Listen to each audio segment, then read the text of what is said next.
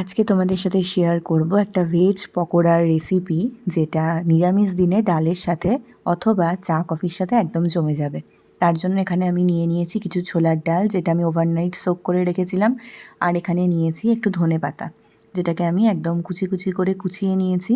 আর এটার সাথে দেওয়ার জন্য একটা আলুকে একদম ছোট্ট ছোট্ট করে আমি কেটে নিয়েছি, যাতে সুন্দরভাবে বড়া ভাজতে ভাজতে আলুগুলো সেদ্ধ হয়ে যায়। এইবারে মিক্সির মধ্যে আমি ভিজিয়ে রাখা ছোলার ডাল, সাথে কিছু কাঁচা লঙ্কা আর আদার টুকরো দিয়ে ভালো করে এটাকে মিক্সিতে পেস্ট করে নেব।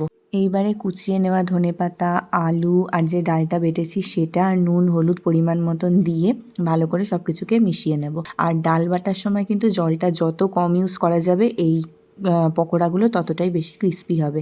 একদম ফুটন্ত ডুবো তেলে এবারে একটা একটা করে একটু চ্যাপ্টা চ্যাপ্টা করে পকোড়ার শেপে এগুলোকে দিয়ে দেব। আর মিডিয়াম লো ফ্লেমে একদম কুড়মুড়ে করে ভেজে তুলব। মাথায় সবসময়ই আমার নানান কিছু চলতে থাকে, তো আজকে ভাবলাম এইভাবে একটু পকোড়া বানিয়ে দেখি কেমন লাগে। সত্যি কিন্তু খেতে খুব ভালো হয়েছিল। তোমরা অবশ্যই এইভাবে একদিন নিরামিষের দিনে এই পকোড়াটা ট্রাই করো আর আমাকে জানিও যে তোমাদের কেমন লাগলো।